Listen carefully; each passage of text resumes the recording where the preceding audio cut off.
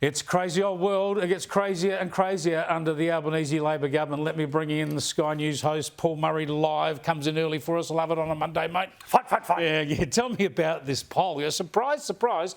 People are dropping off him. I mean, he got one of the lowest primary votes ever when he got into government, and it's gone backwards since then. There must be alarm bells. Well, you know what's the rule in politics when you're tired of saying it is when people start to understand it. You know how repetitively I've said their promise was it would all get better. Yeah, exactly. That was the central promise, right? If Tony Abbott had promised to stop the boats and then almost 3 years later they hadn't, in fact, they had increased, what would we all think of the failure? That's exactly the case here. And I'm pleased people are now starting to push back at a poll and starting to send a message to them because they are rattled. Yeah, now look, Coalition haven't gone in front yet. The trends are that they could get there. People, you know, Peter Dutton's got to close the deal, yada, yada, yada. But in an election campaign, picking up the point you just made, you just got to run clips of Albo and Jim Chalmers, as we do often on this show, promising to put your power bills backwards by $275, promising to get interest rates down, promising to ease your cost of living. They have failed on all their own criteria. At risk of annoying the internet, but that's what I like to do, you can't afford 3 more years. Yeah, exactly. Over, different version. But what I say about the Prime Minister today, again, it always marvels me sometimes how these guys sort of flum something that helps their argument. I think the supermarkets thing is big today because they can point to that as the singular action in and around groceries, which in the Newspoll today was being highlighted as a specific area of concern.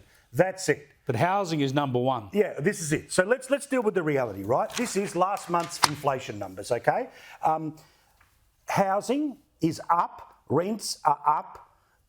Also, things like insurance premiums. Yep. Insurance premiums are up 6.4%. So the best part of close to double the overall inflation rate. And also, don't forget, when they talk about, it's Coles and Woolies that are driving the basket of goods. Now, I know that 4/5 of bugger all people smoke anymore, but every 3 months they increase the taxes, right? I sent, just on that point, close to you, I sent my dad a couple of packs. I got my sister to buy a couple of packs. Mortgage the house for it? I've got to take a second mortgage. Dad, I hope you're enjoying them, but cheapers, they cost a bit. Tobacco in the last month is up 13.9%. Now, it is the government that decides to have rent, electricity, housing, insurance in the basket of goods which go into inflation.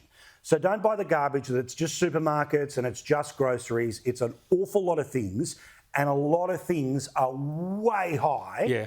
But we'll see what happens this week. And largely because the government pumping more and more money into the economy. I've got to get your thoughts on this. You've highlighted this for me. Yeah. This is a clip on the ABC about the ethics, apparently, of having investment properties. Have a look, please.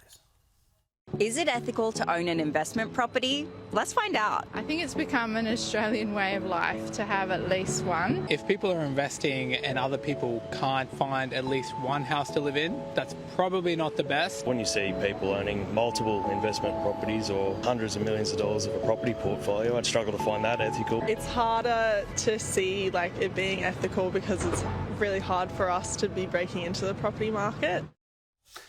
Ethical? If they didn't invest in property, you'd have nowhere to rent. Thank you. That's the point. They're ABC yet again.